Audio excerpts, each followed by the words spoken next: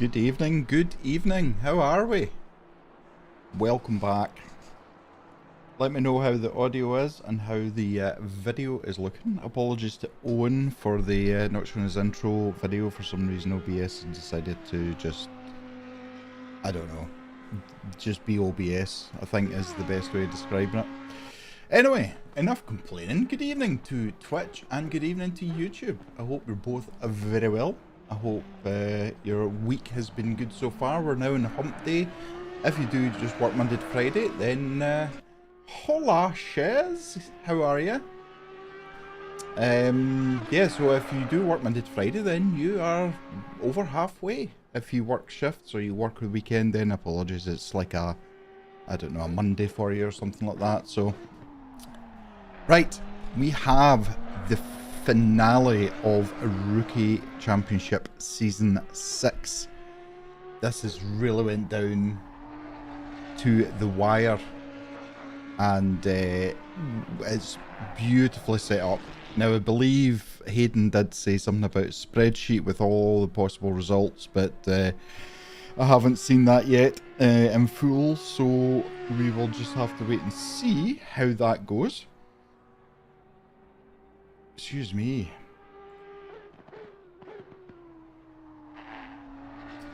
So, what can we say about this championship? We have not had, now I know it's Monza, I know we've got turn 1, I know what could possibly go wrong, but we haven't had a red flag in this championship. The standard of driving in this championship has been absolutely outstanding. And please don't think rookie is a negative thing. We all started somewhere. We all started being unable to keep the car on the track. So this most certainly is not. We've got some phenomenal drivers who have shown some very clean racing all the way through this championship.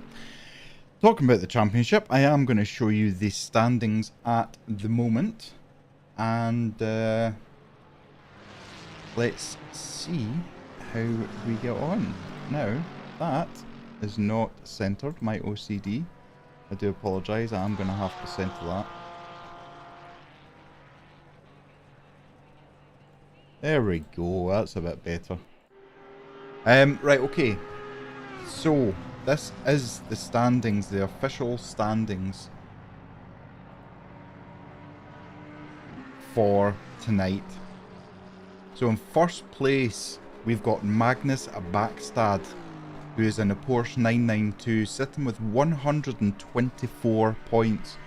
You might not be able to see that because of all the graphics that's on the screen, but trust me, he has. Second place we've got Fleischmann Christian in the McLaren 720 with 115 points. So there's 9 points between these two drivers.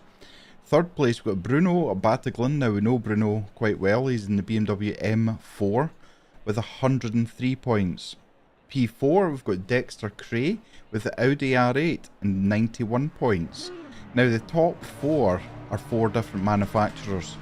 So for me, that says a lot as well.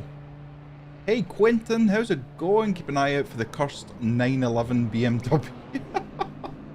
Well, that's just going to confuse me, the 911 BMW. I hope you have a great race tonight, Quentin. Unfortunately, Samuel Brackstad was disqualified for being too quick. Sixth place, which is technically fifth place, is Jodok Hammerell in the McLaren with 57 points. In sixth place, we've got Brian Ritz with the Aston Martin. 51 points. Dean Perry is unfortunately been disqualified for being too quick. So in 7th place we've got Bart de Coyer, I believe possibly, with 42 points. Tom Dussel was also disqualified, and I've completely forgotten what number I'm at now, but hey, we've got Andrew Prideco in the Audi R8. Now Andrew drove the Mercedes last year, or not last season, sorry, which was this year, and he's sitting on 39 points. So tonight is going to be interesting because it is double points. You heard right, double points. So first place gets 80 points. P2 gets 70 points. P3 gets 60 points, and so on and so forth. So it is really absolutely open for a lot of people to be able to win this championship. So, and don't forget, if you win the championship, you get a little icon in Discord as well. You get a little role added for being the season 6 rookie championship winner.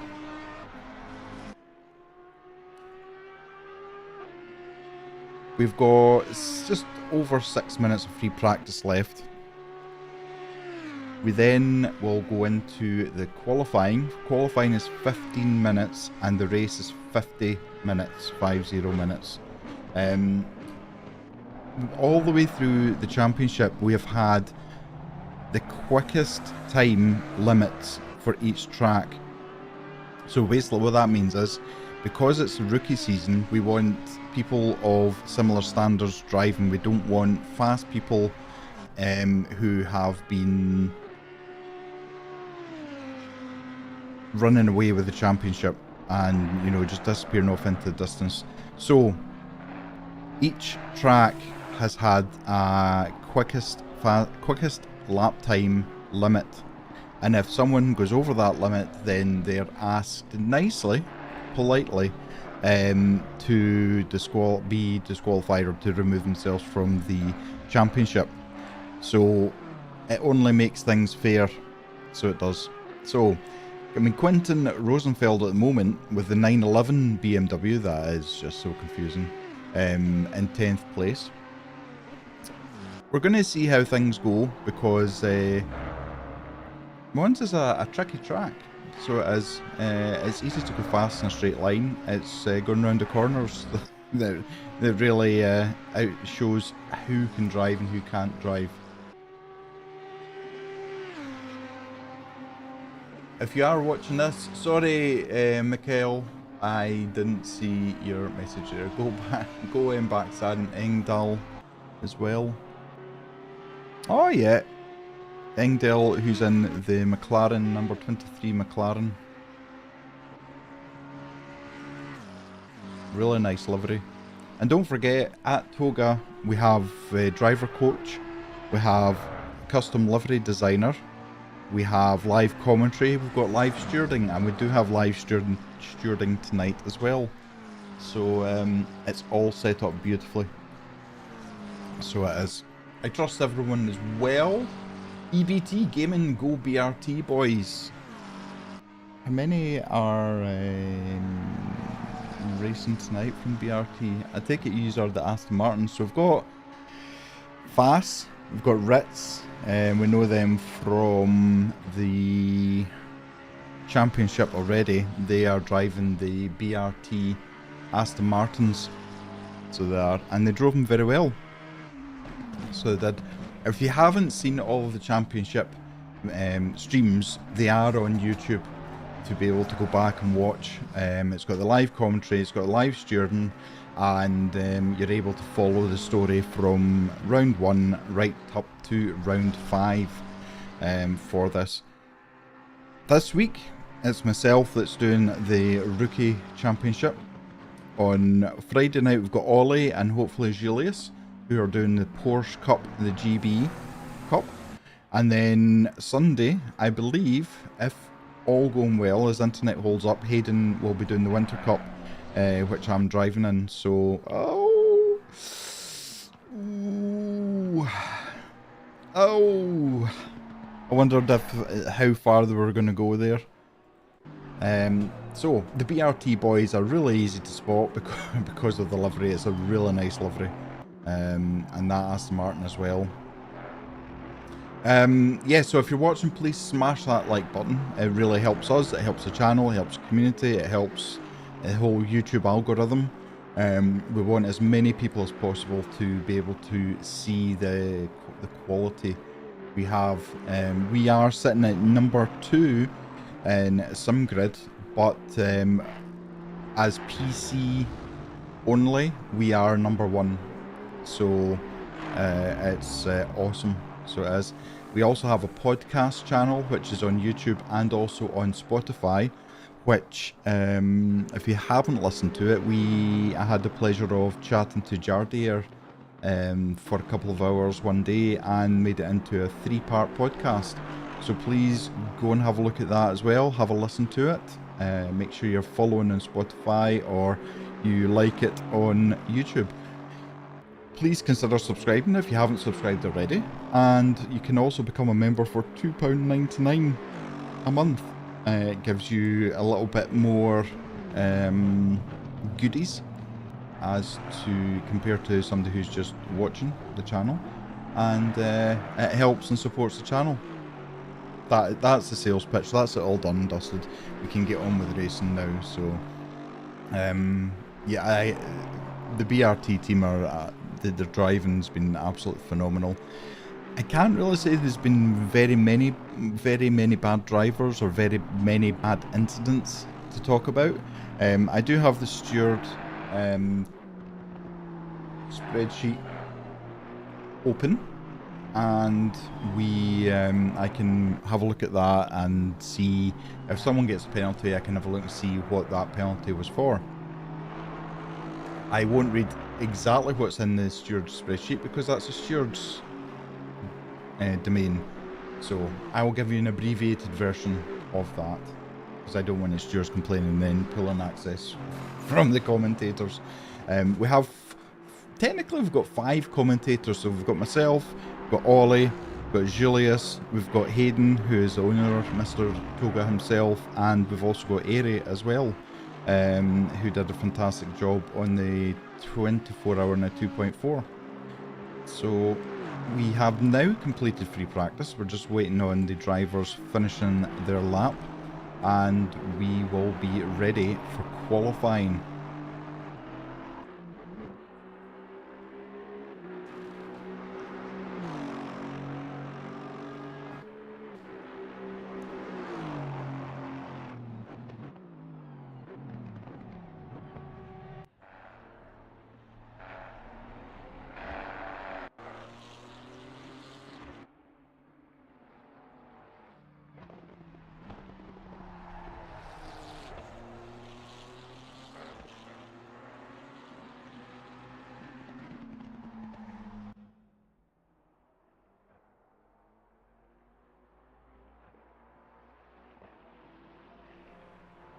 I just also wanted to point out we're not running a custom BOP for this championship because the custom BOP didn't start until this championship was halfway through.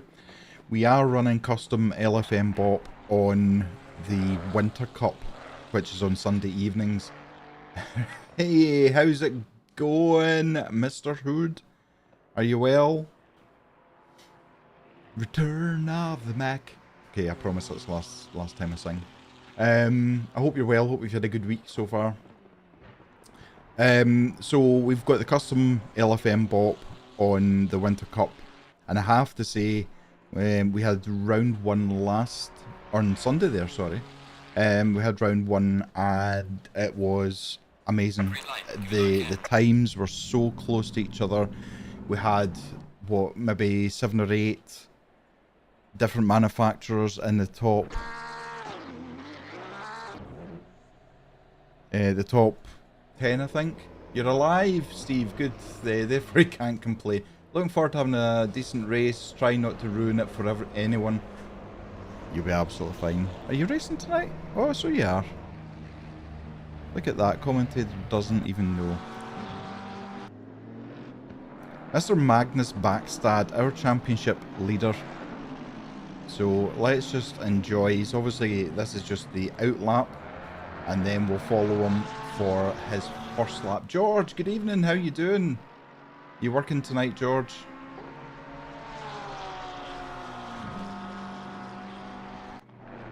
BRT YouTube channel, go BRT, absolutely. You have 2 very strong drivers, so you do. They showed their strength and battle right up to the very end in Kyalami last week, with Fass and Ritz. So what can we say about Mr. Backstad? Well, he is a quick driver. He I mean, driving the Porsche, I've driven the Porsche a few times, and for those that don't know, the fuel tank for the Porsche is in the front, so when you've got full race weight, your front tyres are well loaded, but as you get into the latter part of the race, your fuel is drying up, therefore the weight's coming off the front wheels, and it becomes a bit of an oversteer pony. So absolutely on point with his Porsche, so he is. George, you're stewarding, so everyone in their best behaviour, absolutely. Good luck, Stephen and Brian. Yes, good luck to the two BRT drivers, but also good luck to everybody who is racing tonight. So we start with the long start-finish straight. Now, I don't always know all the names of the corners, so I am only going to talk about the corners as we get into them. You're looking for your braking marker, and you, as you can see, the Porsche nose diving hard on the brakes, and probably a little bit of understeer on the brakes there, a little bit untidy, but his tyres might not be up to full operating pressure and temperatures, but heavy on the brakes through the chicane, and then you've got this long sweeping full throttle corner right-hander coming up. You've then got the second chicane, and again you're picking your braking spot hard on the brakes, and then feed the car into the corner, let it try and float as much as it can over the curbs. BRT, thank you TOGA for the organisation and broadcast. It's our pleasure, absolute our pleasure. I hope you are all doing well at the BRT. The next couple of right-handers that Magnus has just went through, slower, but you need to keep the car hitting that apex. So you do, and you've got a long run down, heavy on the brakes again, and then you're going to try and let the car float just like that over the curbs. Porsche being quite, that unfortunately invalidated his lap there. He just caught a little bit too much. Now, some of these cars can handle the curbs better than other cars. You just saw the Porsche getting very, very untidy over the sausage curbs that's there. So, big, long, looping right-hander now onto the start-finish. You need to get as good a drive out of this corner, because it's going to hurt you coming down the start-finish straight if you don't. So, Magnus will need to go for his next lap. We've got Konzet, who currently has set the fastest lap, but Hammerell comes in a second faster. Hammerell with the 24 McLaren, a 148.342, with that very simplistic but beautiful livery that he's got on that McLaren. So everybody is improving. Obviously, your first flying lap isn't always your best flying lap, so everybody out, everybody on green, which means everybody is improving on their times. BRT boys just coming over the start finish, and at the moment Stephen Fass is down in 14th and Ritz is 17th, but again it's a first flying lap. And already Pateron showing his prowess with a 148.310, so there's 0.03 of a second between these two at the moment.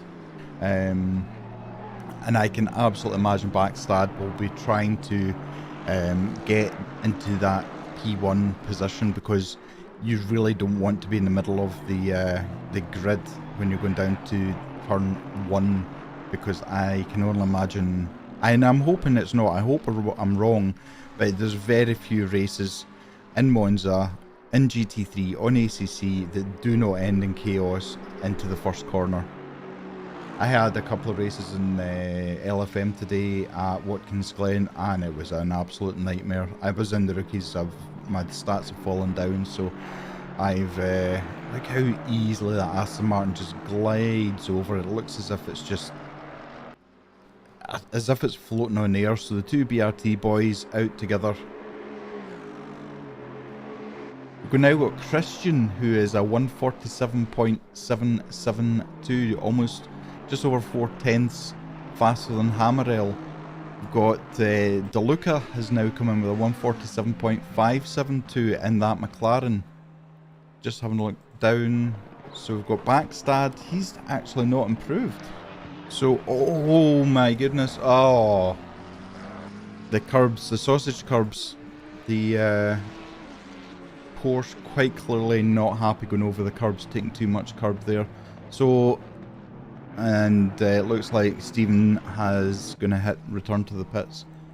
Hammerell, he's now slowed down. I think he's just letting all the cars on flying laps past, which is great racing etiquette. And he's going to go and try again to see if he can take pole position. DeLuca back into the pits, who's currently P1. Don't know if he's maybe just changing a couple of tyre pressures or maybe just fueling up. You've got Quentin Rosenfeld down in 9th place at the moment with the 911 BMW.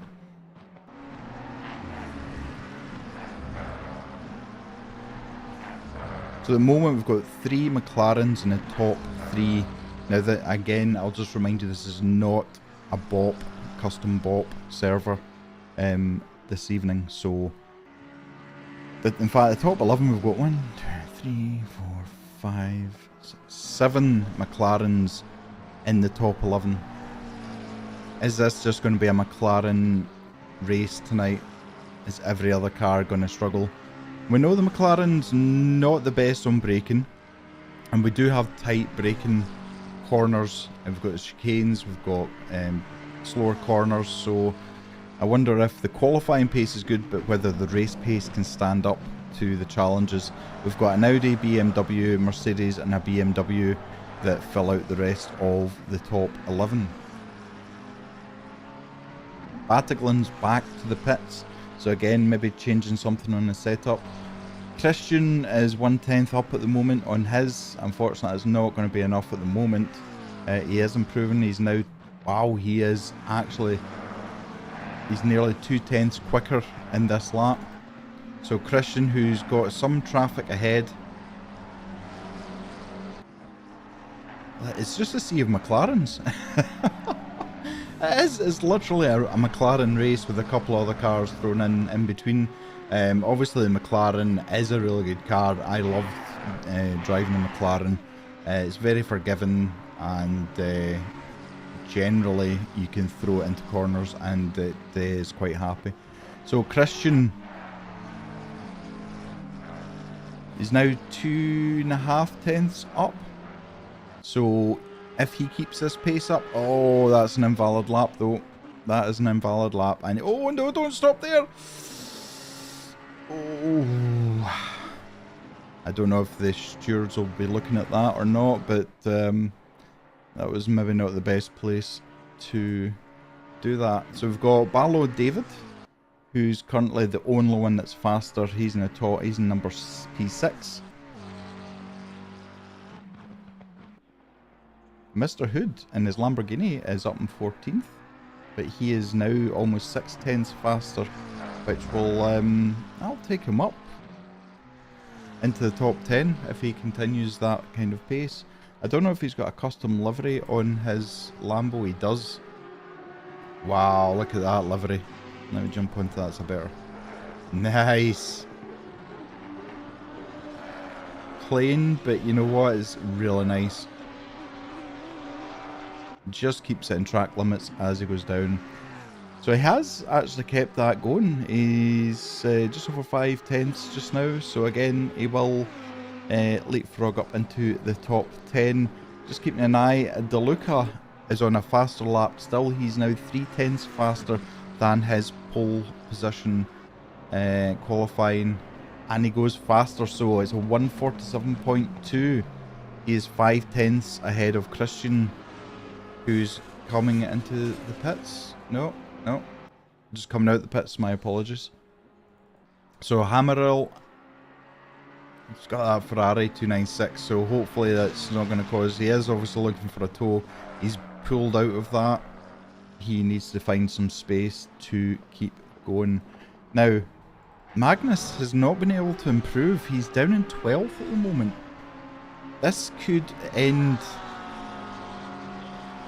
his reign at the top of the championship if he remains at this position. It is hot on the track. It's 33 degrees track temperature and 24 degrees air temperature, and it's just going to be baking hot sunshine for this entire race. Nobody really improving. The gamer, who's in P10, is the only one that's improving on their lap time. Steve, who did have a great lap, he's up into P12 and he's already 3.5 tenths faster than that time he just slotted in. So Steve's on a bit of a charge at the moment. It is so difficult to be full on the throttle, go over the sausage curves and keep it within track limits all at the same time. Now Steve can keep this, and he is actually, he was almost 5 tenths up faster there, but he's now starting to lose. And this is what I was talking about the exit speed on the last corner, on the right hand corner, because if you even very slightly slower out of it, you've got such a long start finish straight, and it can actually ruin your next lap as well because you aren't as quick. And Steve pulling off, so I don't know if he's just going to go and try and fix something. Christian is just starting his next lap, and you can see Backstad pulling over to the side to let him past. Again, it's great racecraft. It's a really nice livery for that McLaren. I really like that. Couldn't even actually tell you if it's purple or what it is. Steve, oh stress. Sorry Steve, I don't know if I put you under pressure by putting you on the camera there. You were doing well. I mean, you were 5 tenths up. And I thought the last corner you were going to get it, but it looked like you maybe got a bit of a poor exit on it. It lost you all the time. With that Lamborghini, you are actually the fastest Lamborghini. I know there's only 2 of yous racing tonight in the Lambos, but you are the fastest. So if that's any consolation, then there you go. You can see Backstad. I think Backstad's actually trying to get a bit of a toe. Now I know he is, he'd slowed down to allow Christian past, so it was a little bit untidy there. And you can just see, I think Christian's maybe trying to warm his tyres up. So I don't know if he's having issues. I couldn't have thought he'd have issues heating the tyres up. It'd be more an issue trying to cool the tyres down. Steve, you'll take it. Bad exit in sector 2, now run out of time for another lap. Yeah, it's unfortunate. I hope you have a nice clean race, Steve. Mid-pack. So, we've only got 30 seconds left, and I don't think DeLuca is going to be challenged for his P1. He's 5 tenths faster than Christian, but this really opens the championship up. Christian, don't forget, is in P2 in the championship and only 9 points behind Backstad. Backstad, his quickest lap at the moment, only puts him in 9th place. He is up on his time at the moment, and as you can see, he's just behind Christian. Again, I don't know if that's a bit of a tactic, trying to get the toe off of that McLaren. Remember in the past F1 races, Backstad unfortunately loses it, and that will be his qualifying finished. Christian certainly on a charge. He'll probably be quite happy that he just saw Backstad veer off into the gravel. And I have no doubt he'll know exactly where Backstad has qualified. So can he get a good exit out onto the back of the start? It looks like he got a good exit there. It's still not going to be enough unless he can gain some major time in this last corner. I don't think it's going to improve. Who are they playing, Ches? Did somebody say it was Copenhagen or something? Yeah, he will be a bit happy boy. He'll have one eye on the I don't know if he's stewarding tonight, but he'll have one eye on the race and one eye on the football. We're playing Copenhagen. You cheering for Copenhagen, Ches? So, let me run through the entire grid for you. The only car... Oh, in fact, Concept is...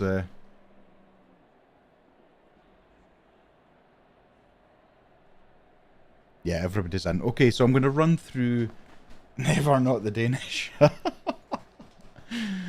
Okay, P1 is DeLuca.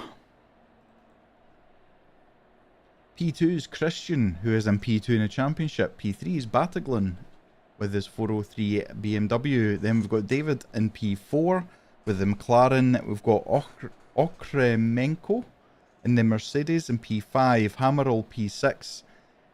Cray in P7. Boot in P8. Backstad in P9. De Gamer P10. Rosenfeld P11. Prideco P12. Steve Hood P13. Conzit P14.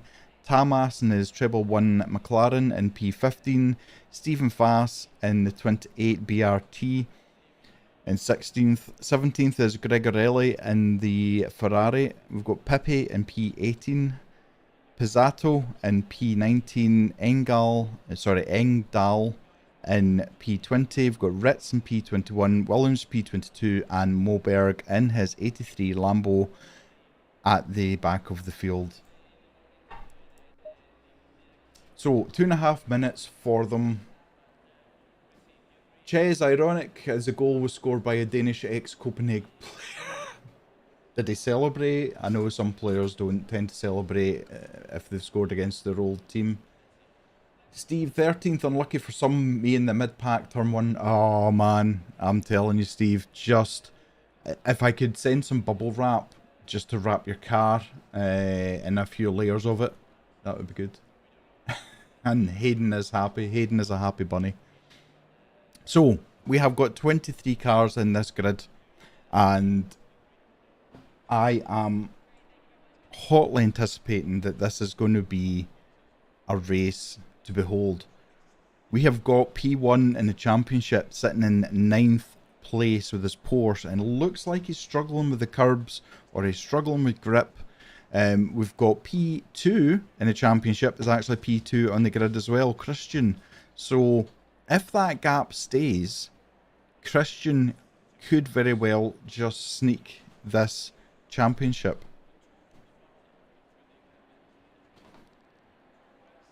No, let's stay positive, Hayden. No red flags. Everybody through safe.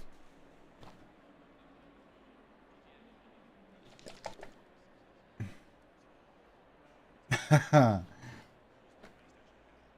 I have to say, in comparison to Season 5 of the Rookies, stewarding hasn't had as many incidents to deal with. So... And because there's been no red flag, it's just been out and out racing from the start.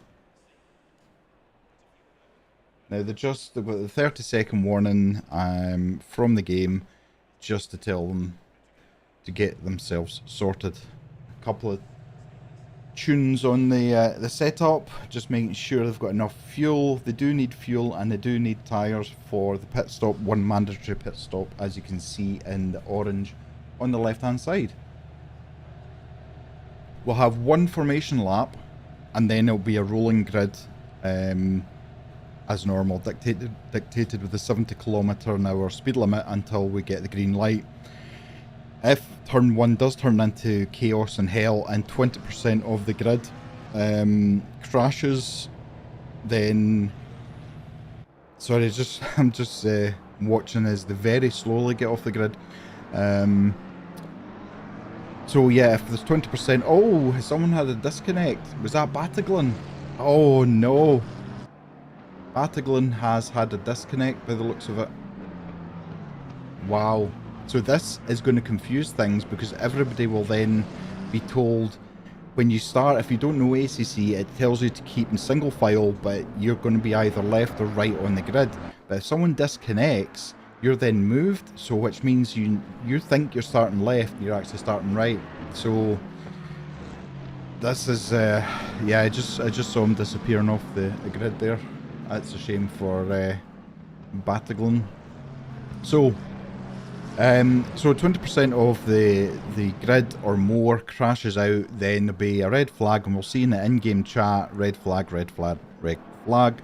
Everybody will return to the pits, and then we'll go for a restart once the stewards have got all the information they need about what's happened.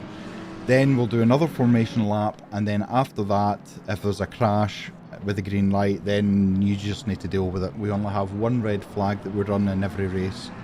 So I'm going to get some juice just now, and I'll actually put a little bit of dramatic music on in the background. How's that?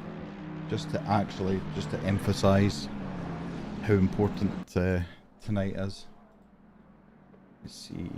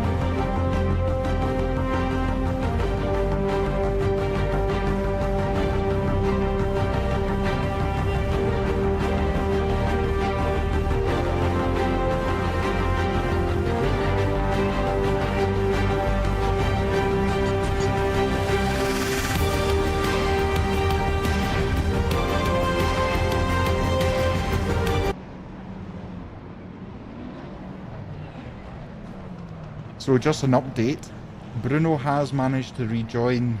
Unfortunately, he's going to be starting from the pits along with Moberg. Andy has got a 5-second penalty.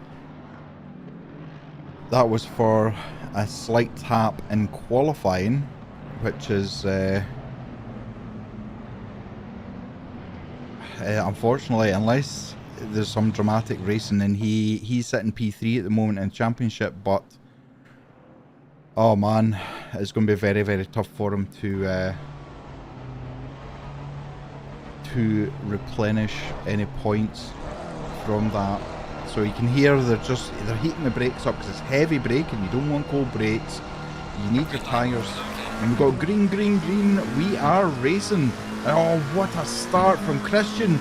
Christian absolutely away. And we've got David up the inside of us as well as we head down.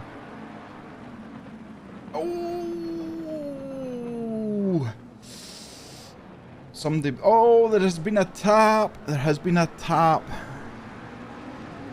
And De Luca is fallen down, right down to second last. Wow. I will have a replay of that actually just now. I need to go further back. That is so unfortunate. So you saw the white McLaren. I don't know if that was Hammerell or Engdahl that was kind of got outbraked. And look at the gap Christian's already got on David. The two McLarens absolutely pulling away from Cray, who's in the Audi in P3. Just having a look. Conzet has been passed. That looks like one of the BRT. That is one of the BRT. That's Ritz from 15th place. Gets passed on the outside. Beautiful racing. And I'm going to say this now. No red flag in Monza. Can we get some love in the chat for that? Wow. Prideco has just passed. So he's just literally outdriven that Mercedes in his Audi. And it looks like Steve Hood. Steve Hood is up in P9 at the moment. And he's looking to try and close that gap to boot who's in that Mercedes, and oh, a bit of oversteer, a bit of a tank slapper going on at the moment.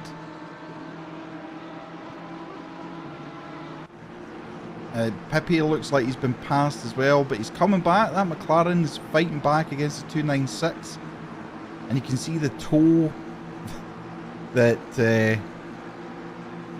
oh yeah, it's just, oh, they're side by side going into the first corner. Very, very mature driving there from everybody, but oh, they get onto the dirt. That is going to hurt them. The two McLarens, oh, a little bit of paint transfer there.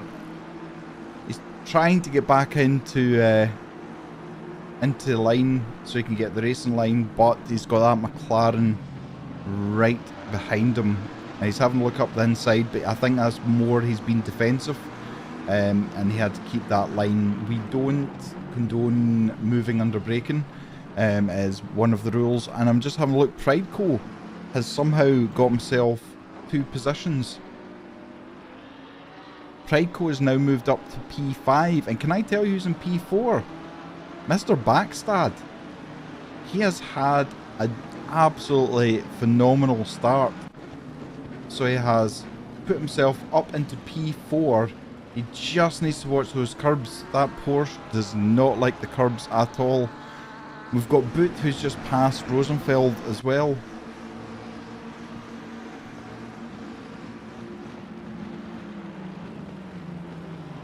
No, he just had a bit of oversteer going on there in the BMW. Oh, Steve Hood had to move out the way, otherwise he was going into the back of that BMW. They are literally side by side. The Gamer in that McLaren slipstreaming all the way down the start-finish straight. Now Steve Hood, Steve is not moving, he's not going defensive. And you can side by side going into first corner. Oh, we got 2 McLarens coming in hot, and again having to pull out of the way. That is Hammerl. So Hammerl in 2 laps has had to get out the braking and straighten the car up. Ooh. Prideco overtaken again, Boot, and then having to go defensive going into the chicane. You can see, oh, Boot in the Mercedes. I don't know if he thought he was going to collide with Prideco, but he went on to the sausage curbs and they just launch you into space. And you can see Boot has now lost a place to Rosenfeld, who's moved up into P7. Look at this gaggle of cars. I don't know if gaggle is the best word for racing, but look at this. We've got 3 we've got 3 cars side by side.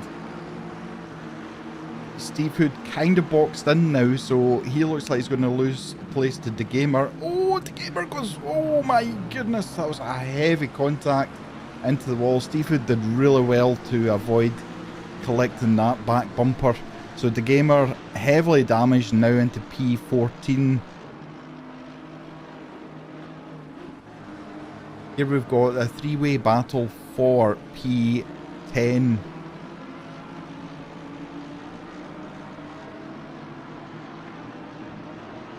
We've got Hammerl, who's had to do quite a lot of reactive braking and moving out the way for cars coming down into P1, into turn 1, sorry. And now it looks like he's actually going to get a free look for the first time into what the braking zone looks like. We've got Stephen Fass in the BRT, Aston Martin, and Tamas behind him in the treble 1 McLaren. So at the moment, Steve Hood, with a little bit of pressure on him, he's got some gap between him and that McLaren, but again, Steve already having a look at the defensive line. Heavy on the braking, needs to be careful getting onto the grass, and you can see how that's unsettled the car. He has lost all that time into the chicane just by putting his back right wheel onto the grass. But he is coming back on Hammerl now. Is he going to get him done on this straight? Much neater out there. That McLaren all over the place with oversteer. and it looks like Steve was just trying to get that Lamborghini tucked right up behind. Even if he doesn't get the pass made here, the sensible option is stick with the McLaren, get a nice clean exit out, and try and get the drag down into the last corner. And look how close he is. You literally almost can't see the Lamborghini, and Stephen Fass and the Aston Martin just watching as this unfolds. And Steve on the outside, not quite, and unfortunately drifts wide there, so keeps the place that he's in. But again, so many straights, so much time to try and get that toe advantage going down here. The BRT Aston Martin following Steve as well, try and keep that toe going. Oh, and Steve actually had the thought there. He managed to pull out of the corner as you see in the BRT braking later. Unfortunately, Steve's now lost a place because of that great driving, which is a little bit ironic that he is on the bumper now. He's looking to try and squeeze past that Aston Martin. Now he's got to drive up on the inside, but he doesn't have quite enough at the moment. Cleaner this time, doesn't clip the grass and gets a better drive out. Now there's been some kind of issue. There has been some kind of issue here with Christian. What has happened here? David has taken over the lead, and David is in a white McLaren behind us, behind Christian. Oh, that is an unusual error to make. But he got all onto the grass there, and absolutely cost him P1. So he's coming back on David now, trying to get back into that pole position, but he's got plenty of time between him and Cray, who's in P3 at the moment. Backstad 2.5 seconds behind Cray. So at the moment, it's looking to the advantage of Christian for the championship. But there's still 40 minutes to go. Everything and anything can happen for this. And let's not forget how bad the McLarens are in braking comparison to the other cars on the grid. There's a 5-second penalty for P5 and a 5-second penalty for Ritz as well. So I'm just going to have a quick look at the stewards. Okay, so 135. If I look at who 135 is, so that's DeLuca. The car 94. Who's car 94? So that's Okramenko. He's got the 5-second penalty for colliding with DeLuca. They then got car number 6, which is Ritz in the BRT, not leaving enough space during overtaking, resulting in contact. And then car 23, which is Engdahl, again not leaving enough space during overtaking, has got the 5-second penalty. So the stewards already on the ball. Now these McLarens look very, very similarly matched. If Christian can just hang on to the back and get a decent drive, he could be on. He's getting oversteer coming out there. He's trying to get onto the throttle as quickly as possible. It leaves a gap, and by the time he gets any kind of toe advantage from the aero of the McLaren of David, he's going to be into the braking zone. Again, he's just showing the car into the mirrors of the lead McLaren, just to remind him he's there, just to maybe try and distract him from the heavy braking zone as they go into it. Beautifully done through the chicane for both of them.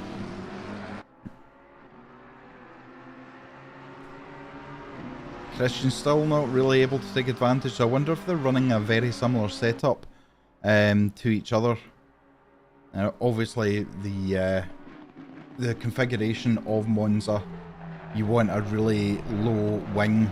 You do not want too much aerodynamic wing because there's so many straights. And Ritz has somehow lost. Oh no. Ritz getting the Aston Martin all out of shape. That was going into the turn 1. Really close from Christian. Now this is almost side by side as they come down here. Christian has got a better drive out and he takes over P1 again. Sensibly eased off there from David. It's better to let Christian go past than compromise an entire race. At least he can try and come back from this. And you can see in the background they've got Backstad coming under pressure from Okremenko in his Mercedes, but Okremenko obviously has the 5-second penalty. He needs to serve at, and David getting oversteer, power oversteer coming out the corner. But Okremenko will have to serve that 5-second penalty when they get into the pits. Pateron only able to move up to 21st at the moment.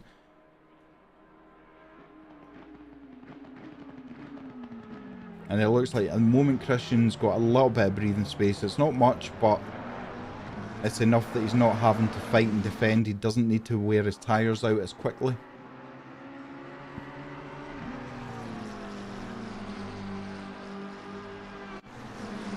Got a right royal battle going on here, and look at this.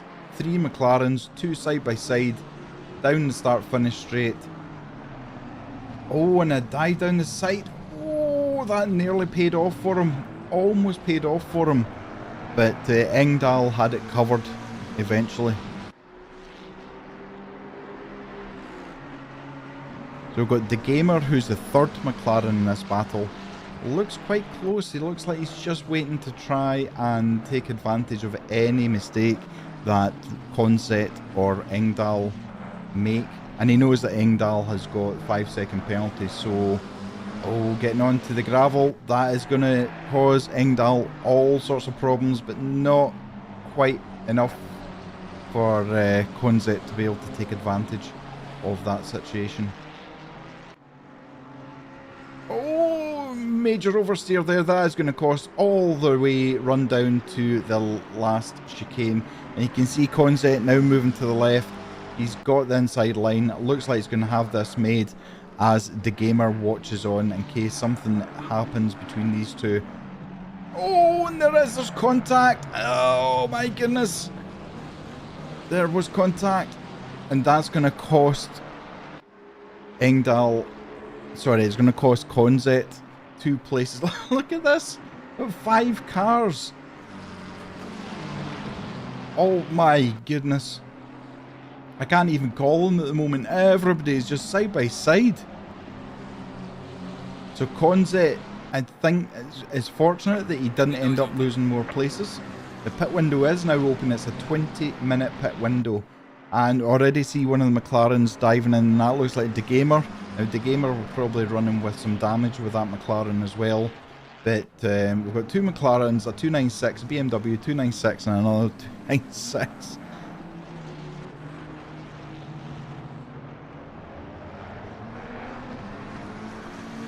Christian has now eked out a 3.5-second lead. Again, going really wide. Coming out in the exit there, he needs to be careful. If he ends up with 3 track limit warnings and then goes over it again, he will get a drive-through.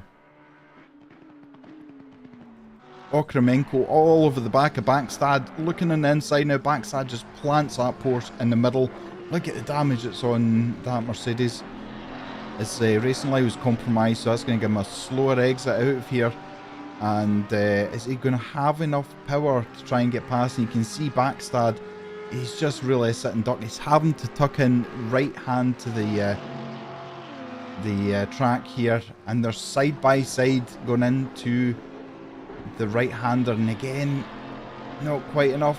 Both getting a little bit of oversteer there as they're coming out the corner. That's hurt Okremenko. So it's hurt any advantage he had, and Prideco is right behind. We know Andrew Prideco is a great racing driver. So he is going to either look to get past these two or wait for a mistake to happen. We've already seen some collisions already, so I anticipate there's going to be more penalties getting handed out very shortly as well. But we'll watch this to see what happens. Rosenfeld has been passed as well. This is under braking with the McLaren of Hammerl, who's now back up to 7th place, and job done. It looked like the BMW was trying to get the cut back there, but just couldn't get it done.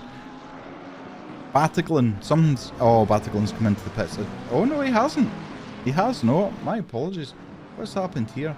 So Pateron fighting with the 296. Oh, yep. Just outbraked, or wasn't anticipating the cars to have braked that early. Steve Hood, Moberg and Williams into the pits as well at the moment. But this is really a crucial fight that's going on, because Backstad can't afford to lose any more places because he is already on the back foot with this championship. Pryko going really wide with that Audi. But that Mercedes just doesn't seem to have enough power to get past the Porsche, which is not easy to say, I can tell you. And if Okramenko doesn't watch out, he's going to have Pryko all over his back bumper trying to get past him, and he's going to go from attacking that Porsche to defending against the Audi. Steve, you snapped a bolt in your brakes, spun, not sure you can continue. Oh no, Steve. Oh man, that's some heavy braking if you've broken a bolt. Jeez, oh. Sorry to hear that, Steve. I hope that you can continue. Oh, and there's contact! Pryko makes contact with the Mercedes. Oh, that was into the braking. Wow. Now that's allowed Backstad just to drive off into the background, but Pryko he's looking to take that place. Now he did slow down to make sure he didn't pass the Mercedes, but look how close he's tucked up. A tentative look and a little move from Okrenko there. Yeah, both very tentative going into that. But that Mercedes has certainly seen some battles today so far.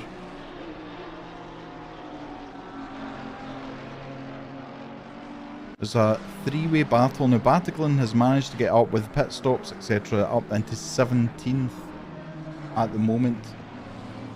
He still has 5-second penalty to deal with as Pateron at the back of this 4-car battle.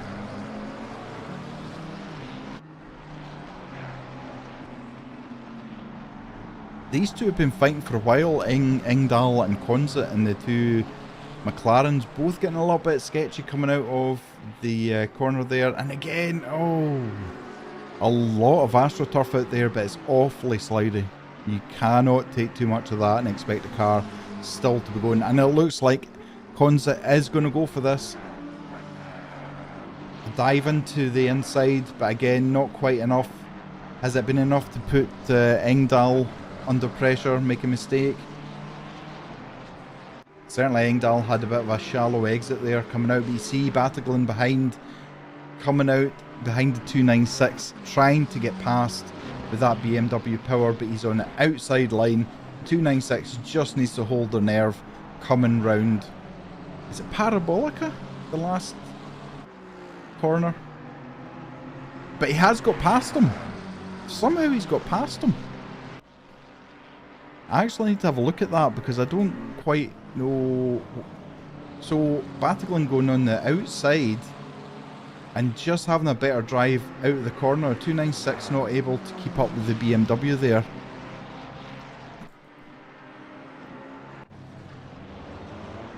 All very, very close. It looks like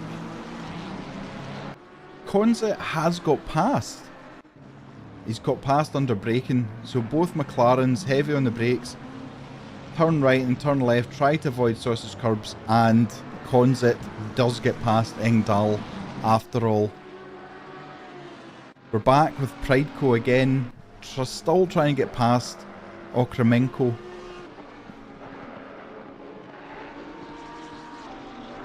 Wow, the Audi did not appreciate those curbs, that's for sure. And then goes really wide. That's going to hurt his drive all the way down here. Backstad's now got a 2-second gap, as you can see. with the Mercedes behind. He's 3 seconds behind Cray in the Audi. I just wonder who's going to jump first into the pits. And Prideco, last minute, jumps into the pits. Oh, there's been some kind of contact here. What's happened? So this again, Consit, and oh, in fact, it's not. Apologies. It's the oh. That's heavy contact, and then heavy contact into the barrier. Oh, Engdahl suffering badly there. You can see 296 has allowed him back past. Oh, Engdahl getting all kinds of wrong oversteer going on and everything, and that place that Pizzato gave him back has now gone. But it looks like Engdahl dives into the pits to make his pit stop. Wow, that's. I think that'll be a penalty of some kind. Christian is in a race of his own at the moment. He's got the fastest lap of a 1:47.662, and he is over 3 seconds faster than David in that McLaren behind him P2. He just needs to keep hitting the apexes. He just needs to be getting good drives out of corners. At the moment, backside 3 positions behind. That surely will be enough. In fact, it will be enough. Christian, if this stays like this, I don't want to jinx things, but if it stays like this, then we are looking at the championship winner. Now, we still have 26 minutes to go, but things looking good for Christian and bad for Backstad. Got DeLuca, who's got a 10 seconds, so DeLuca with another penalty there in the 135, so that's contact with car 83, and then 83 actually has a 5-second penalty for outbraking himself as well. So more penalties coming in, but you can see that DeLuca, who qualified 5/10 faster than anyone else, was at the head of the field, the grid. In fact, I'm just looking, we've got Hammerl, we've got Rosenfeld, we've got Boot, we've got Stephen Fass, Gregorelli, all into the pits. Pippi as well in his Ferrari. So, still, this is halfway of the pit window. But as you can see, the top 16 still have not pitted yet. Konzet looks like he's trying to catch Battaglin at the moment. Battaglin, who is in our P3 position in the championship, has had a nightmare of a race. He had some kind of disconnect. He got a 5-second penalty for a collision in qualifying. Yeah, it's heartbreaking. Bruno's such a good driver as well. He's just not had any luck in this race. Just trying to stay consistent. Look at all the debris from the advertising boards and the brake markers and everything that's been demolished on and off the track. Now DeLuca is right on the back bumper of this 296 of Gregorelli. Gregorelli going a mid track just to try hold off anything, but look at the damage it's on DeLuca's McLaren. That must be some severe aero damage.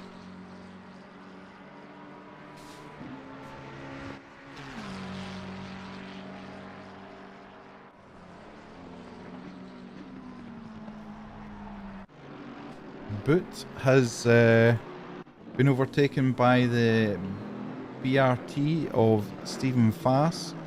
This goes into the second chicane. He goes wide. Goes wide and sensibly slows down so he doesn't end up diving off. Now we've got Backstad, David, Tamas and Gregorelli into the pits.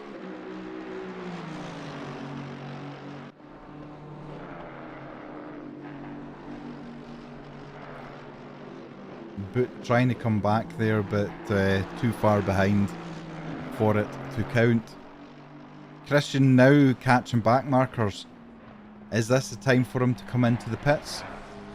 It looks like he's loaded with more fuel. And a stop go for Pippi, that must be speeding in the pits. So Pippi in that 296 Ferrari has got to revisit the pits again. It doesn't look like that back marker is going to be moving out the way for Christian, which is unfortunate. Tamas and Gregorelli still in the pits. Oh, there's contact! Oh, Christian has made contact with the Ferrari in front of him. Oh, both cars diving into the pits at the same time. If we just look what happens. It looks like the 296 was braking a lot earlier before the 50, because there's a 50 marker there. They've just passed. So I don't know if the driver in the Ferrari thought the white line across, the first white line was the 50 km/h speed limit, but it wasn't. So they've braked a lot harder than what Christian was expecting. And Cray has also come in, so that lets Pateron drive. Now Conzet's now into the pits as well. So Pateron, that's Steve Hood, who's unfortunately got a real damage to his real pedals. Oh, Pateron going very deep in there. Only 3 left to pit. Now, I anticipate Christian may very well end up with a penalty for that contact going into the pits. That's not what he needs. Backstad down in 7th place at the moment, but he has pitted.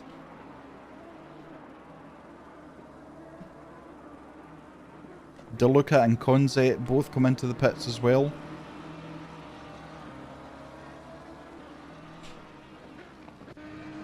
Oh, that's with Backstad.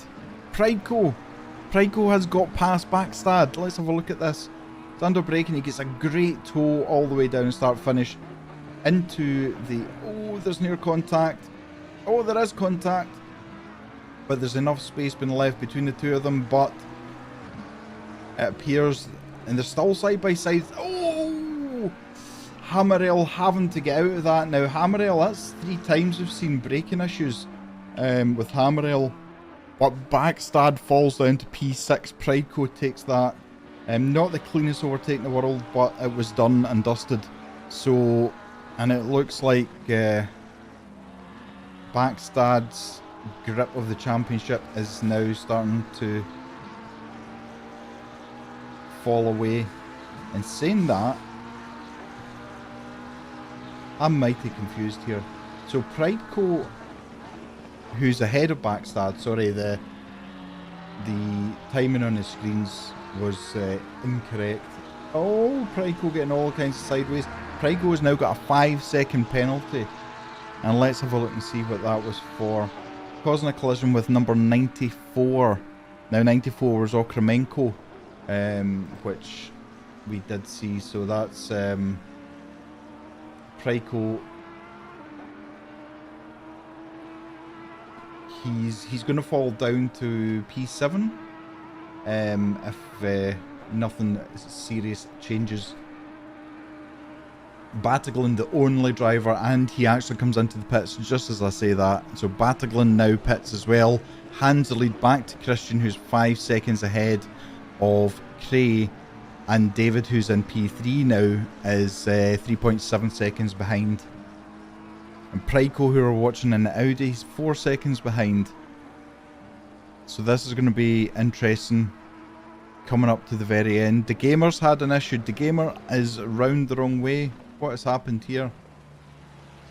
Oh, he's taken too much sausage curb and collided with the tyre wall at the side. Oh, and then he goes into oversteer. Oh, that's heavy contact.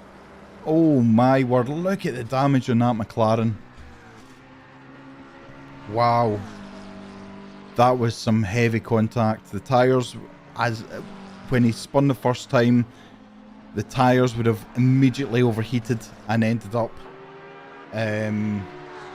with really hot temperatures, and the pressure's up through the roof. He's then put the power on and it's just spun the McLaren into the wall.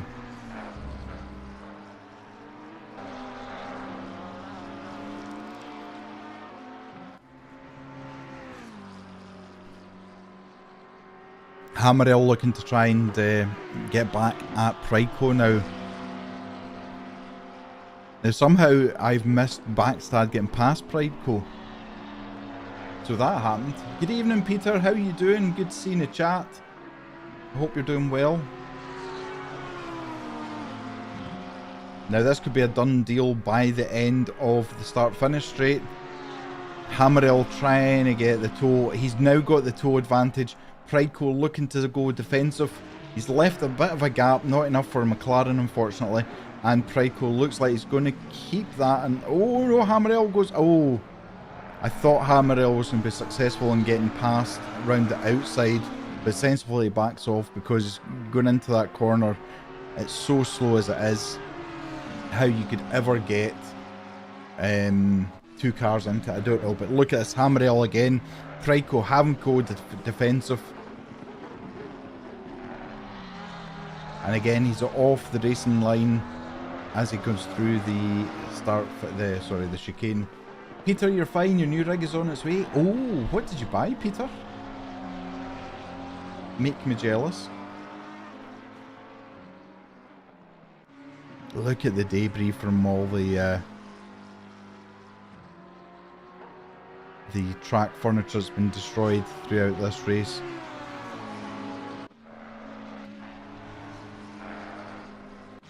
Pizzato has lost. Look how badly damaged that Ferrari 296 is. So Engdahl gets past Pizzato up into 20th place. And they're side by side going in here as well. But it looks... Oh! And he's actually lost the place again to Pizzato. But Pizzato is now boxed in. And I think he'll probably just... No, he's going to try and go the outside. But now Engdahl is trying to get past Williams. And look at this. Going up to the heavy braking. Engdahl trying to outbrake the 296. But oh, and the 296 of Williams goes wide. Has that now handed. You can see he's staying wide. And Engdahl takes that position. That was unfortunate from Williams. Just couldn't get the Ferrari stopped in time. Now he's got Pizzato right behind him as well. Pizzato pulls out. Looks like just a straight out drag race all the way down. Very fair to let him pass. Yeah, it was, absolutely. Absolutely. And it just shows the maturity of the driving that's going on. Hammerell side by side with Pryko as we go around here. Looks like Hammerell has got this done. Pryko going wide onto that AstroTurf. Who's going to get the better launch out of the corner?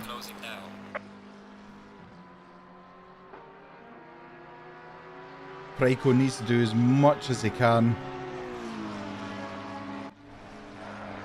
Now, at the moment, if this is how the race finishes, we will have Christian as our championship winner. Backstad, even if he was in second place, there's a 10-point gap between P1 and P2, even though it's double points. So there's 9 points between them. So it means Backstad will lose a championship by 1 point. That's how close this rookie season has been. Stephen Fass in the Aston Martin right behind Pateron. BMW versus Aston Martin. Peter, track racer TR160 Mark IV with integrated triple mount. Oh, that sounds amazing. What rig do you have just now, Peter? And again, these two still battling. Pryko trying to go the outside this time, but not able to make it happen. Aston Power, yeah, we know Peter was very successful with his Aston Martin in the previous championships. Again, Stephen Fass trying to... He's unfortunately not getting any aero advantage with that huge BMW in front of him. Christian has now extended his lead to 8 seconds. It looks like David's just under 2 seconds behind Cray, but unless something dramatic happens, It doesn't look like it's going to be enough time. 13 minutes left in this season 6. I'm Motodus. And hopefully upcoming championships. Yes, absolutely. Peter, are you sticking with Aston Martin then? I suppose if you've got a good car that you're comfortable with and you know how to drive it, then you don't really want to change. That McLaren just not riding the sausage curbs as well as the Audi. I don't think Pryko's got enough of a straight to get this done, but if he stays close to him, again, if he gets a decent drive out of this onto start-finish straight, he could make the move into the braking zone, but the McLaren just powering away.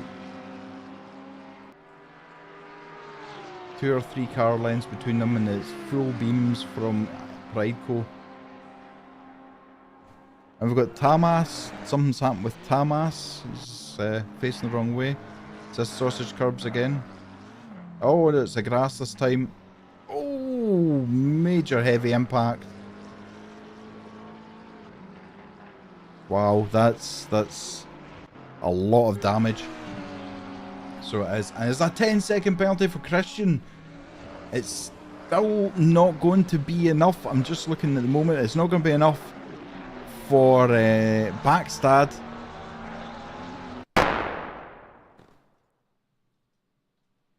I have no idea what that was there.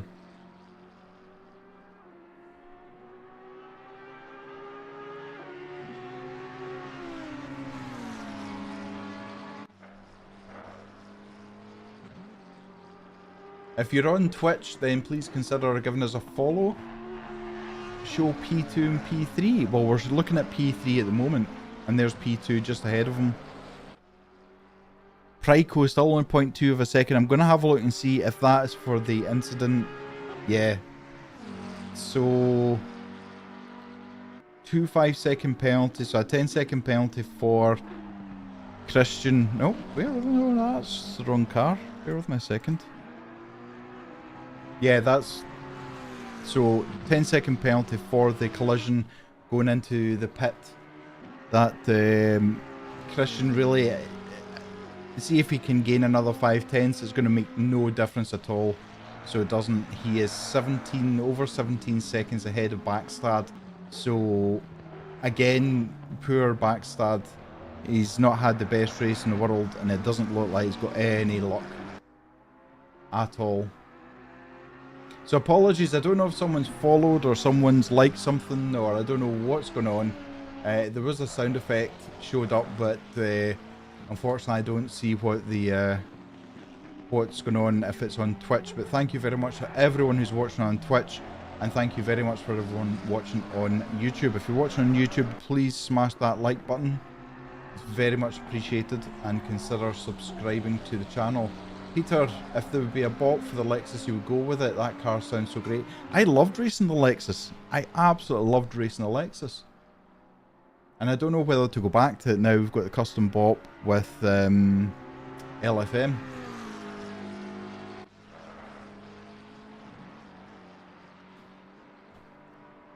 Ritz is very, very close to Gregorelli now with the BRT Aston Martin. Steve Hood, who's got the broken bolt on his pedal, is actually up in 18th. He's doing a great job. Hammerell, look at the lineup we've got here. We've got Hammerell, we've got Pryko, Okremenko.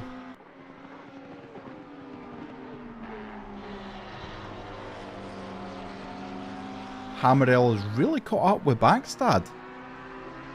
This could be, I mean, at the moment, the championship is out of Backstad's reach, but, you know, he doesn't want to lose any more places because, you know, oh, and this looks like the move is going to get made.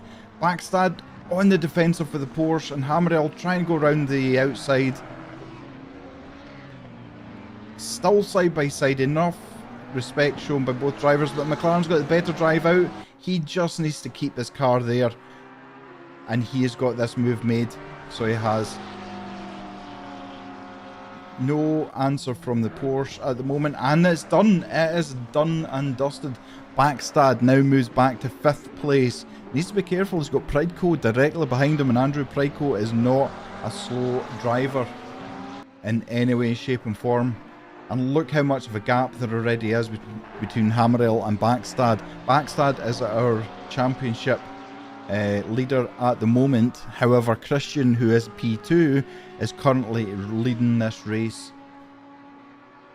This is the kind of standard that we've got in TOGA Motorsport. If you do want to join the Discord community, if you're on YouTube, bottom of the description there is a link to the Discord. If you're on Twitch, I don't know, there's a link on the Twitch homepage of TOGA to take you to Discord. We've got driver coaching, we've got custom livery designer, we've got live commentary, we've got live stewarding, we've got podcasts with Jardier, we've got podcasts with Stephen Hood, who is the CEO of Motorsport Games. You name it, we've got it. 2nd place on SimGrid is where we sit with TOGA. 1st place for PC, only ACC Racing. And that Porsche has no answer to Hammerell's McLaren at the moment. But Prideco has kind of dropped back, so I don't know if Prideco didn't get as great a launch onto the start-finish straight. Prideco with a 10-second penalty. Let me have a look and see what that's for.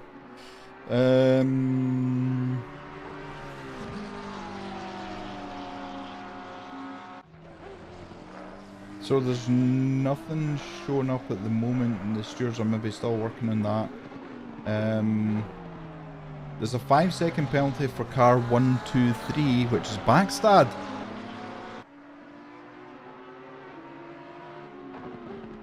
Now wait a minute, that doesn't make sense.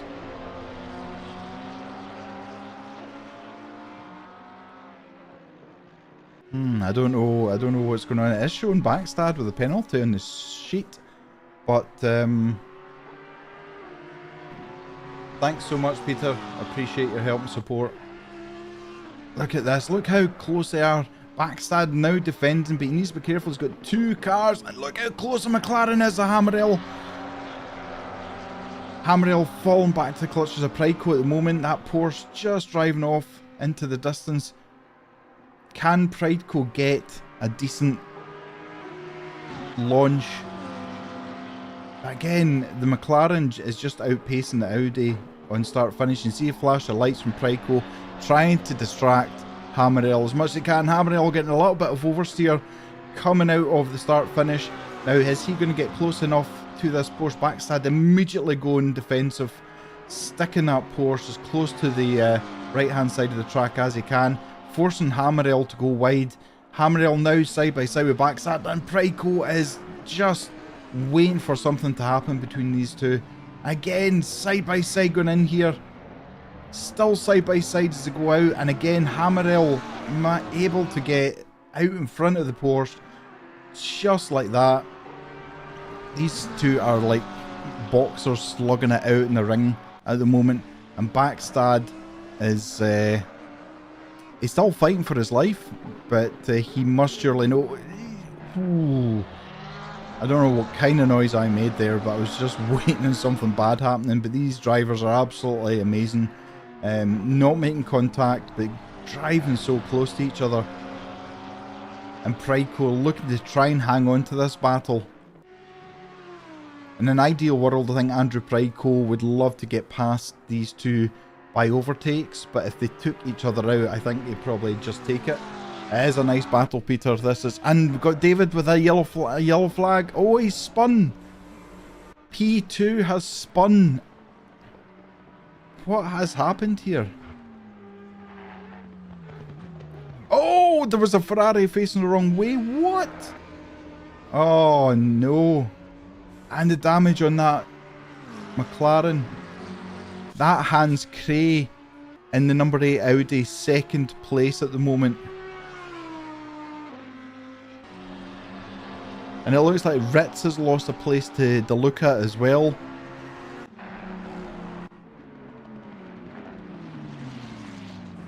side by side going in here, but it's sensible. There was no point in trying to challenge that part. Preiko is now side by side, and Preiko looks like he's got past Backstad. And just waiting on this. Backstad's go. Oh, Backstad's went off. Backstad has went off. Has there been collision or something? Preiko with the inside line coming down. Oh! Backstad actually looks like he moved. Unfortunately, I can't slow this down, but that's bizarre. Backstad just, like, it's like he drifts into the side of Preiko. He absolutely saves it. What a save. But, wow. Backstad having a horrendous race at the moment. And Hammerell gets past David. Hammerell is now up into P3. Now, the amount of damage that's on David's McLaren, I anticipate Preiko is probably going to get past him as well. But Hammerell absolutely slots himself into P3. The top 4, 3 of them are McLarens on Monza. Oh, going so wide. Oh my goodness. Hammerell going all kinds of wrong. Poor Backstad. He must just be shaking his head in that cockpit. Preiko looking to get past this McLaren. He just needs to be patient. He will get the McLaren on the start finish. In fact, he's got past already. So he's looking to get past the Hammerell now for P3. Preiko having a great race. Now there's only a minute left. Let me know in the chat who you think was your driver of the day. And this battle still rages on.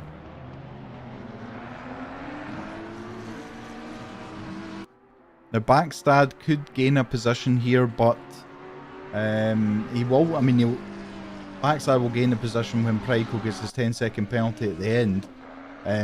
But he needs to win this race, basically. Wow, that looked very wide going in there. That didn't look like it was comfortable at all.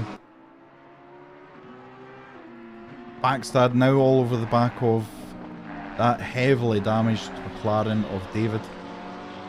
Again, this is only going to be a matter of time. Christian gapped everyone, your driver of the day for sure. I appreciate that, Laurent. I appreciate that. He's apart from one issue, he's driven a faultless race.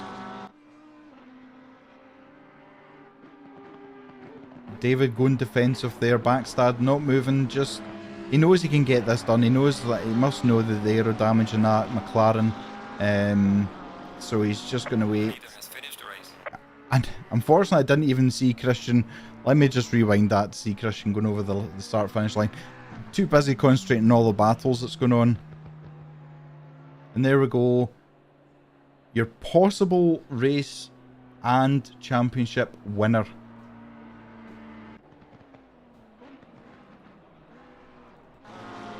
Backstad looking to try and get a place. Oh, there's contact. Oh my goodness. Wow. What a way to come over the start finish line. He absolutely had it done. And that, yeah, that's not good from David. That moving across the driver when he's literally going past you. Go with Mr. Hood, absolutely. Mr. Hood with the damage to his actual brake pedal. There he is. We've still got some battles going on as well. So we have Lamborghini of Moberg looking to get past the BRT Aston Martin, but oh, now the door's wide open for him. Can he get this done? It looks like he's got this done. No answer from the Aston Martin at the moment, and it looks like, unfortunately, Ritz has lost a place going onto the start-finish line. So, Stephen Fass and Ritz, 10th and 13th, respectively. That's, and Mr. Hood just comes over the line now as well. So, wow. What a race. What a race. So, Christian finished 14 seconds ahead of P2, who was Cray. So, his 10-second penalty is not going to mean anything. So, it doesn't. So, it looks, unless there's any other issues to be done, I think we're looking at Christian as our new rookie Season 6 champion. Now, we'll have a little look and see if anyone has jumped into the interview box or the interview room. And we shall see.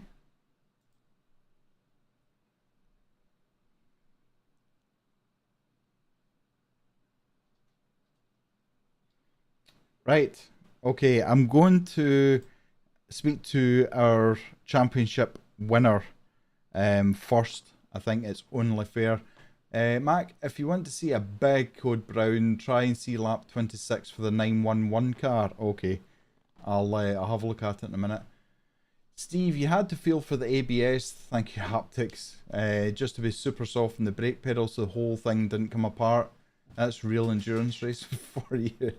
I'm glad you were able to finish. I am absolutely delighted you were able to finish, Steve. So we're going to speak to Fleischmann Christian. Good evening. Hello. Well, How are you? Well, I'm exhausted after the race, but how do you feel? You're not only the race winner, but I believe you're the champion of the Season 6 Rookie League as well. Yeah, it feels good. Good. It was a nice race. You had, I mean, you just sailed off. You were 5/10 quicker in qualifying. Was it just the fact you had a great setup, or is Monza a track you love? What was the thing behind it? I think Monza is like a track that everybody knows pretty well because it's like one of the most basic tracks. Yep.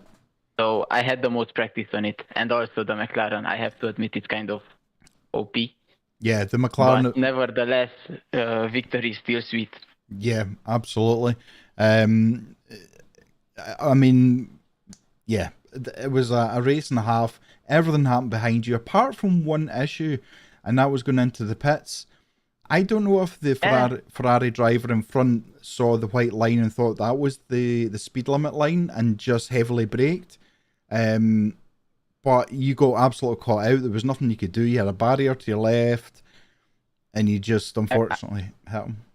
I'm not quite sure what happened there, but I was also thinking like, okay, I'm going to pit this lap, so might as well stay behind. Yeah. Don't do any stupid mistakes. Yep. But the back marker was also pitting on that lap.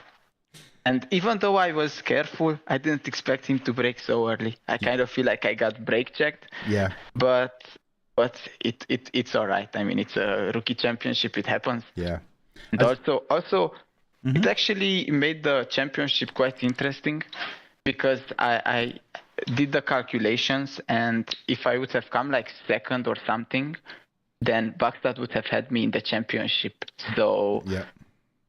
When I got that 10-second penalty, I know that, okay, I have to keep pushing. I can't just cruise around because the championship was still in contention. Yeah, absolutely. I mean, so the first thing, so the Ferrari, I think there's the two white lines as you enter the pits. As he's come over the first one, he's literally slammed his brakes on. So I don't know if he's got confused and went, oh, I need to be at 50 now. And then you see that the actual line for the 50 is then further ahead. So I don't know if that was it, but when you I'm not quite sure what happened. Yeah. But hopefully people will practice like pit stops. Yeah. For race that includes pit stops. I think that would be nice. Absolutely. So when you got your 10-second penalty, you were about 9.4 seconds ahead at that point. So did you think, right, I need to make sure I've got over 10 seconds to P2? Was that? Yeah, exactly. Yeah. And you did. I mean, you were 14 seconds. Yeah, actually after that I just did like a purple lap. So I was super happy. Yeah, absolutely. And then unfortunately my friend David, the guy that was behind me Yes. almost all of the race. Yeah. He unfortunately had like an incident with the back marker as well. Yeah. And that really opened up the gap to 10 plus. Yeah, he had a very unfortunate. I can't remember if it was him that spun. As he was going through the last chicane, he's hit grass, he spun, and then as he's corrected the spin, he's put full throttle down and then just oversteered into the barrier. But it was horrible to see. It was especially so close to the end of the race. So yeah, I mean, is this your first championship win in TOGA? Definitely. Yeah. This is my first championship overall. Oh, is it? Wow. This is the third championship that I take part in, and one was the previous rookie season. Right. Yep. And as you can see, this went way better. So I'm really stoked on that. And we didn't have one red flag in the entire championship. I thought. I guess that just speaks about the awareness of the other drivers. So mad respect to everyone in the championship for not doing any crazy moves and stuff like that. So yeah, props to everybody. Oh, absolutely. Yeah. So have you signed up for any other championships in TOGA? No, I have not, but I'm looking forward to the intermediate championship. Oh yeah, that is going to be good. There is going to be one. I'm not sure if it exists, but it would be nice. Yeah, absolutely. There's quite a few different championships coming up soon from 2024 onwards. But I'm racing in the Winter Cup and we're using the LFM custom bop, and it's so close. That's nice. So close racing. It is so good. But yeah, I mean, at one point, top 11, we had 9 McLarens in it. So. Yeah, for sure. I know the McLaren was OP. Yeah. So I'm looking forward to all the new championships with like proper tops, tons of powers. And have you raced on? I think it's going to be even better. Yeah. Oh, it absolutely is. Have you raced on LFM with a custom bop? I have tried out like a couple of like open lobbies. Yeah. And I saw that the McLaren has like 30 kilos plus on Monza. And some other cars have like 30 kilos minus, so there really is like a 60 kilo difference, which is huge. It's almost like towing a trailer behind your car or something like that. That is so much weight. I also like carrying your girlfriend in the passenger seat or something. Well, depends what. Yeah, I don't think you'd like to weigh the car and tell her exactly how much she weighs or something like that. But absolutely, it's like having something extra added into the car. It's and then obviously the handling changes as well and the whole lot. So exactly. Well, a huge congratulations from us at TOGA and from everyone in the chat. They're all sending the congratulations to you. And I look forward to seeing you in the next battle. I think it's going to be really good. Thank you very much. And also, I want to say thank you for organizing and for the stewarding and all the streams. Yeah. I'd like to thank on behalf of my friends who also watch and stuff like that. So, yeah, keep doing what you're doing. Amazing. Thank you so much for that, Fleischman. It's been a pleasure, so it has, and as much as you love it, we'll keep doing it. So go and enjoy the rest of your evening and have something to celebrate. Thank you very much. Take care. I'm opening a beer right now. Oh, nice. Make sure you don't spray it all over the room right now, because it'll just be you that cleans it up. So yeah, exactly. Okay, Fleischman, take care. Thank you. Thank you. Bye. Bye. There we go, the race winner. So I can't see some people's names. It's just coming up with A. So what I'm going to do is speak to Mr. Backstad next. Good evening, Magnus. Hello. Hello there. Hello, Magnus. You had a race to forget, really. There. Yeah. It was. I really started struggling with my tires early on, and it was just hell on earth. I could not catch anyone. No. And even the curb, some of the curbs that Porsche just looked like it wanted to launch itself into the air. It just didn't look comfortable. You seen the McLarens, Aston Martins gliding over the curbs, but as soon as you hit a curb, the Porsche was just like some wild horse. So it was. Did you feel going into the race? Did you feel you could maybe contend and be up there P1 or P2? Well, I've been practicing over the past week with one of my friends, Ingdal, and yeah, I've just been really struggling on the track, and I don't think it would have been better on either of the other two. Right. Okay. So it was just lose for me, I think. Yeah, and the McLaren, as I was saying to Fleischmann there, the McLaren, the top 11, there were 9 McLarens in it, so the McLaren was OP for Monza. It was just head and shoulders above everybody else. I mean, I don't know what to say. It's one, even if you had finished second, it was 1 point between you, because it was obviously a 10-point difference from first and second. It's not the nicest way of losing a championship, but I mean, I suppose Fleischmann he's driven some great races, so the battles you had today, you're back and forward with one of the McLarens and also the Audi of Prideco. Did you enjoy the race at all? Was there anything you could enjoy? The start was good. On like the first couple of laps, I jumped from 9th up to 4th, I think it was. Yeah. But at the entire second stint, I was just struggling, and I kept making small mistakes, which just pushed me back to David and Prico. Yeah. And I just couldn't catch the guys ahead for the life of me. No. I mean, Fleischmann ended up 14 seconds ahead of P2. I know there was obviously David and the McLaren had an off that then handed P2 to the Audi, but it couldn't have been a comfortable race for you. Certainly, even watching qualifying, I could just see, you were making maybe 2 or 3 tenths, but it still wasn't going to be enough to bring you up even into the top 5 for it. So, have you enjoyed the championship overall? Yes, it's definitely been one of the most fun things I've raced in a while, at least. That's good. And I've really enjoyed it. Yeah. And I would say Christian really deserved the championship. He's been extremely fast all season. He's been very, very quick. So he has. That's his first championship he's ever won, ever, in sim racing. So to do it that way, I mean, he got a 10-second penalty and he was 9.4 seconds ahead, and then within a couple of laps, he finished 14 seconds ahead of P2, so he just had enough to be able to drive away from everyone else. You're obviously driving quite a lot in different championships. What else are you driving in just now? Are you driving in the Winter Cup?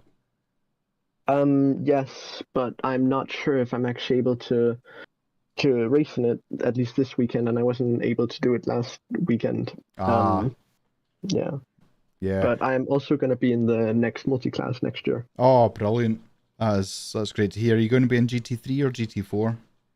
Oh, GT3. I hate GT4s. You're not a fan of GT4 then? No, we have kind of a love-hate relationship. I get that, absolutely. Well, Magnus, as much as it's bittersweet, you've driven phenomenally in this championship, and I've thoroughly enjoyed commentating on your races and your driving. You've not put a foot wrong, and unfortunately, it's just not been your time. But still to come on here and still talk about it, it's well done to you. Thank you. I will take my mug with pride. Exactly. Even if it goes into a cupboard or some kind of cabinet or something, or you use it every day, whatever it is, you'll get your TOGA mug. Yes. Oh man. Okay, Magnus, take care, and I'll speak to you soon. You too. Bye-bye. Right. Mr. Hammerell and Dexter. I still keep forgetting who Dexter is. Raoul Fleischmann, game over. Bravo, Pula. Thanks everyone from Wiz. Oh, no problem at all. Wish you all good night, and as again, great season to watch. And thanks to Mac for his time to the commentary. Thank you, Peter. Take care. Right, let's speak to Mr. Hammerell. Hello, how are you doing? Hello. Hey. Hi. Hi. Still muted. It's okay. It's okay. How are you doing? Oh, great so far. Really did not expect to sit here at the end. So after my glorious turn 1, I already ticked this race off, to be honest. But yeah, I guess things after that, at least things went my way, and here we are. Yeah, absolutely. You had some great battles, especially with Backstad and the Porsche, and obviously then David and the McLaren had an unfortunate spin and then straight into the wall. So, I mean, yeah, it's. Did you enjoy the race today? Oh, not just today. I mean, obviously, particularly in today, it's my first podium in one of these races. But overall, the whole championship has been great. I mean, from the first race to Silverstone till here, I always had like great races. I thought there was a lot of respect on track from everybody. Yeah, and it just like made me have a real joy with my rig. I also just upgraded to a new wheel right before the first race. So in Silverstone I was like still getting used to it. Right. And yeah, I also remember the day after Silverstone having my wrists were like dead because I switched to an R9. Okay. Yeah, so it was a fun experience, steep learning curve definitely, and yeah, I was constantly training with my two friends, with the gamer and Concept. Oh yeah. And yes, I think they also did particularly well, considering it was also their first championship, and it just made a lot of fun. We had great times practicing and great races. So, what can you ask for more? No, absolutely, and to be on a podium with the level of drivers that are in this championship, I mean that's for me that's a big deal. So it's you did well, you fought well, you never gave up, and you know there was times you were going in too wide into the first chicane, and I'm like, this cannot end well. And each and every time, you know, as you said, you gave each other enough space for respect, and you know we haven't had a red flag this season at all, which is unheard of. Still amazed by that, and also like huge congratulations to the winners of today, to Dex and to Christian, and also to Christian for taking the championship.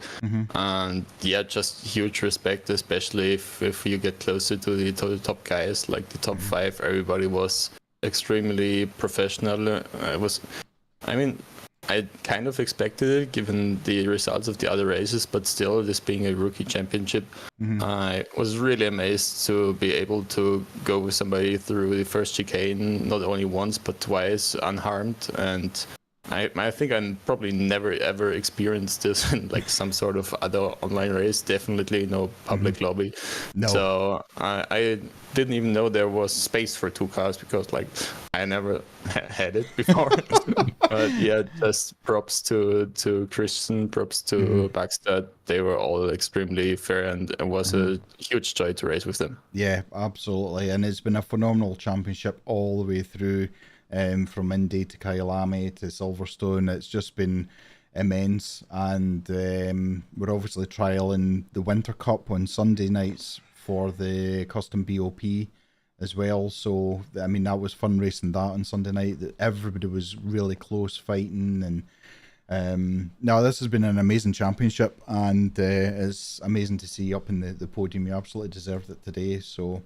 Thank you. Have you got also huge thanks to you guys? This is like when we signed up for this, so we we in the end of, I think it was like September or so, we so the gamer and concert and we sat together and discussed that we want to get more into the sim racing again, because we raced a little bit in like the second half of the past winter and also in spring, but over the summer nobody of us was really driving. It's like it's too hot, obviously. And then so when we got back together and started driving again, it's now for the winter, we really wanted to take this to like a next level.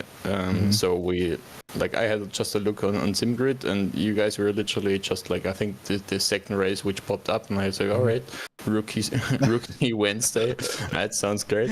I have a go at that. The other guys were obviously also directly in. So yeah, I mean, I read it online that there's live stewarding and the broadcasting and everything, but you guys like really surprised me, the level of professionalism displayed in this track for something that is more or less free. I mean, it's actually completely free.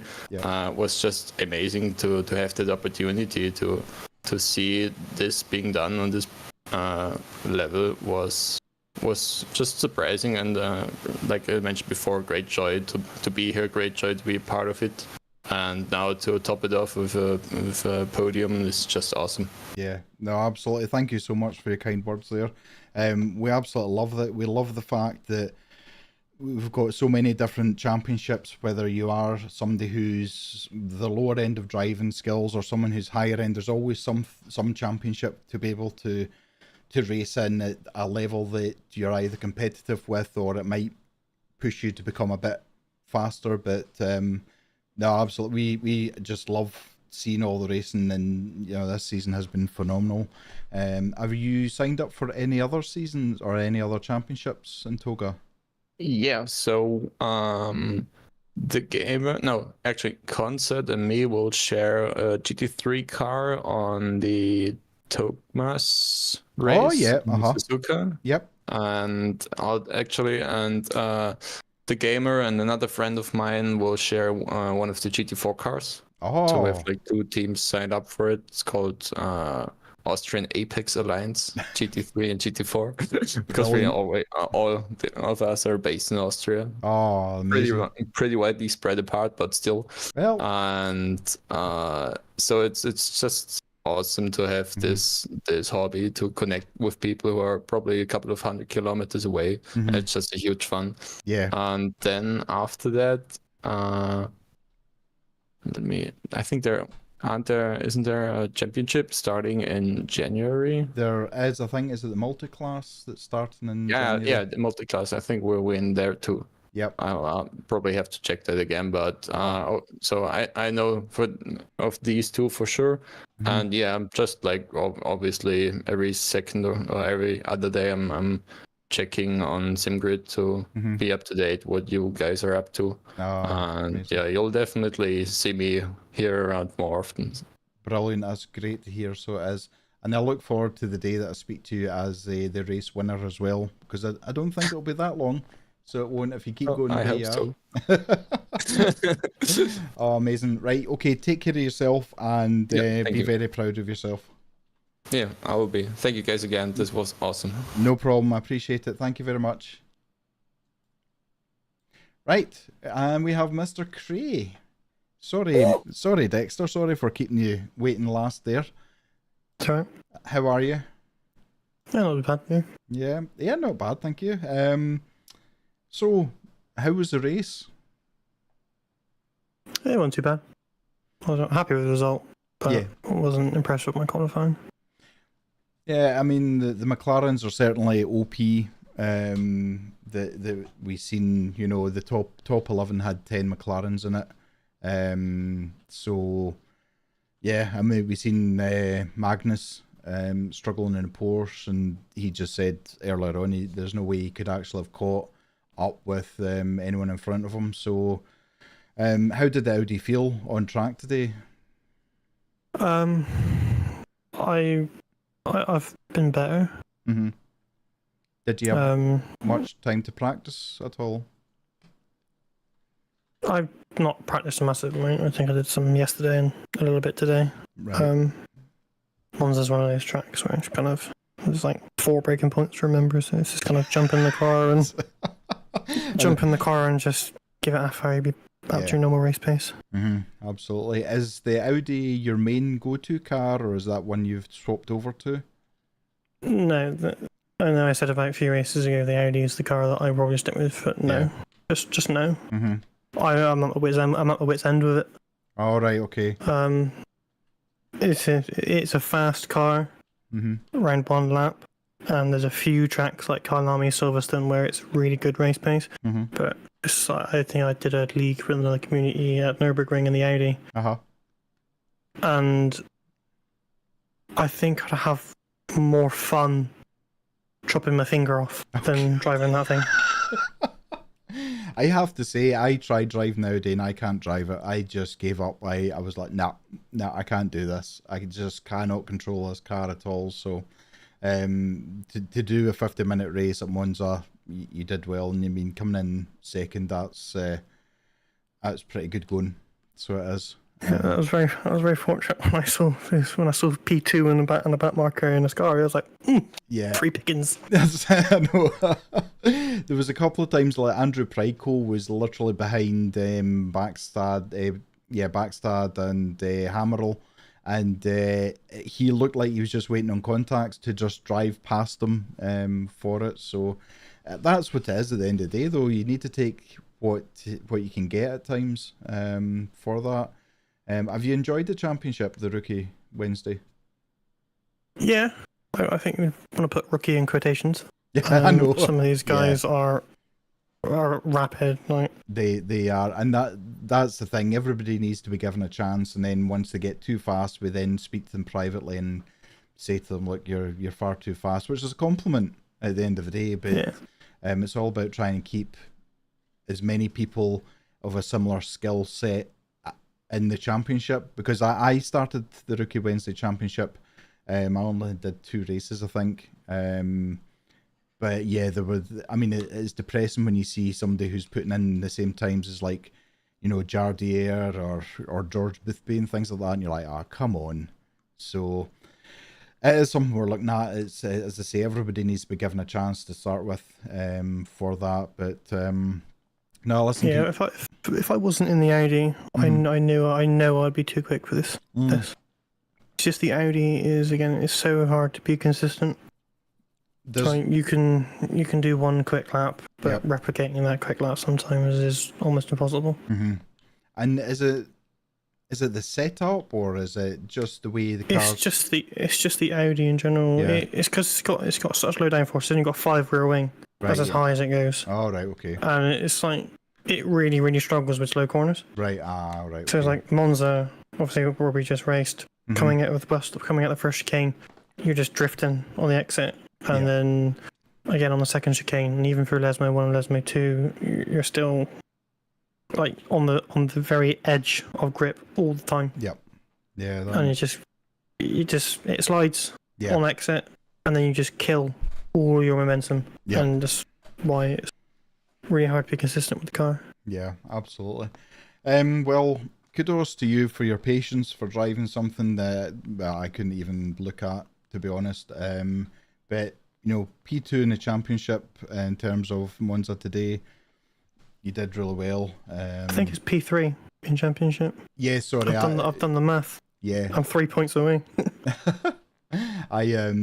I know, and that's the thing. Somebody had actually done, I think it was Bruno, had actually done a spreadsheet with every possible scenario that could ever happen in this championship tonight. And just unfortunately, you know, I mean, poor Bruno had a disconnect on the formation lap. Then I had started. You say poor, but it wasn't poor. I was very happy when I saw. Well, no, you would have been happy, absolutely. He then had a 5-second penalty for contact in the qualifying. So yeah, it is what it is. You need to take the good with the bad. So, well, congratulations, and I'll let you go and enjoy the rest of your evening. Thank you. No problem. Take care. Bye. Cheers. Bye. Right, that is us. Done. Season 6 Rookie Wednesday Championship. We have the crowned winner. Congratulations to everybody who has driven in this championship. Every single driver from the top of the grid to the bottom of the grid have all driven superbly. Everyone should be very, very proud of how they've driven. No red flags in 5 rounds. That is immense. And Monza being one of them.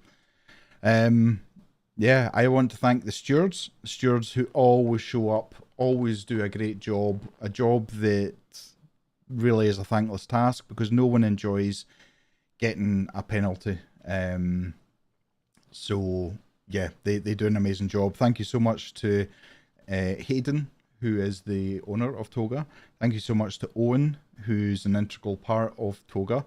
Thank you so much to Ollie and Julius for the commentating.